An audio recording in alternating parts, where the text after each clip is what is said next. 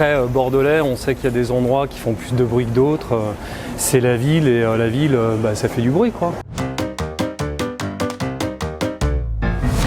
Bonjour et bienvenue sur Bordeaux Replay pour un nouvel épisode de Bordeaux Actu. Cette semaine, nous sommes à l'Orangerie, ici au Jardin Public de Bordeaux, pour le sujet chaud de la semaine. Bars et restaurants sont-ils pointés du doigt? Oui, on en parle souvent avec les terrasses. Il y a certaines terrasses qui ont été fermées et puis des habitants qui se sont plaints de nuisances par rapport aux restaurants et aux bars dans la ville. Alors, bars, restaurants de Bordeaux sont-ils les mal-aimés de la mairie? On vous a posé la question. Je ne pense pas que la mairie actuelle à Bordeaux va en guerre contre les restaurateurs.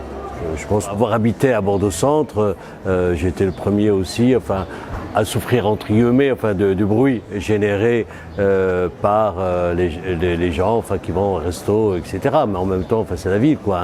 En même temps, c'est la vie nocturne de Bordeaux, ça a son charme. On vient de traverser quand même plusieurs années de Covid. Je pense que la jeunesse a besoin de rêver, de s'amuser, de prendre de temps en temps quelques verres. Après, bordelais, on sait qu'il y a des endroits qui font plus de bruit que d'autres. C'est la ville et la ville, ça fait du bruit, quoi. Disons que je trouve les terrasses très restreintes en termes d'espace. C'est vrai qu'on est un peu, par rapport à d'autres villes, je trouve qu'on a moins de place, effectivement. Donc ça c'est une vérité.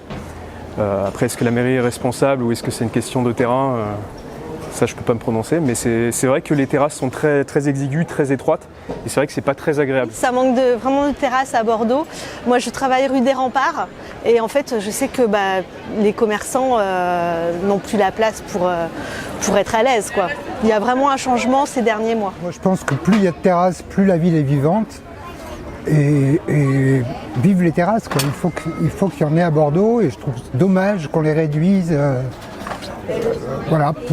Parce qu'une ville, ça doit vivre. C'est très très agréable d'avoir des terrasses à Bordeaux, il fait un temps magnifique, on en profite, on est dehors. Non, il faut des terrasses à Bordeaux. Le bruit peut être gênant, j'entends bien, mais puis en plus c'est assez saisonnier, les terrasses c'est peut-être pas toute l'année non plus. Il y a des lois, il y a des débits de boissons, des autorisations avec des licences. Il faut respecter ça. Et aujourd'hui, à Bordeaux, il y a un laisser-aller sur les licences. Donc c'est ce qui a un peu enflammé, si vous voulez, ces relations entre la mairie et le syndicat. Mais nous sommes entièrement derrière la mairie de Bordeaux pour ce sujet-là.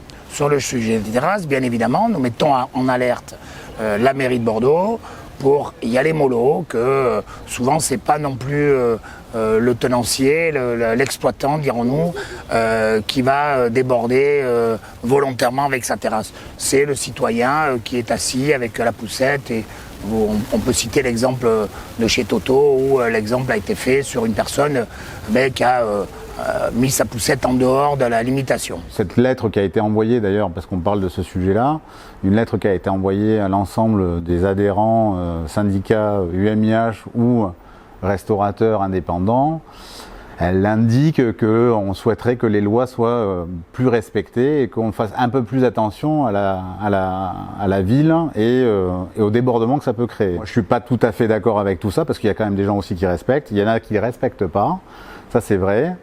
Qu'il y ait des sanctions qui soient prises, je trouve que c'est peut-être un peu normal, mais après il y a de la mesure dans les sanctions.